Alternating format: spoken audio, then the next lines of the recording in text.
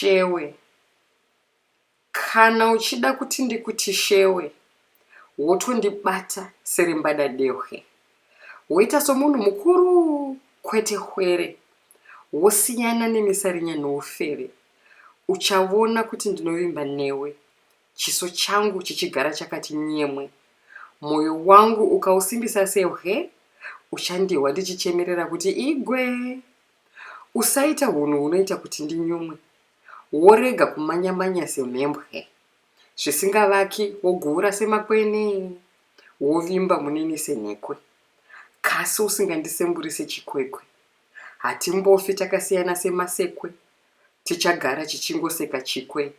Murudo gwedu inini newe. Ini zvangu ndinongova nyenye. Moyo wangu hautani kuita mvemve. Nyaya dzorudo dzinotodawo njere. Ukafoira mashoko anonaya pauri semiseve. Ukapasa ndokupa rudo gunozadza nyere. Ndigova newe panhambo dzakaoma sedzorugwere.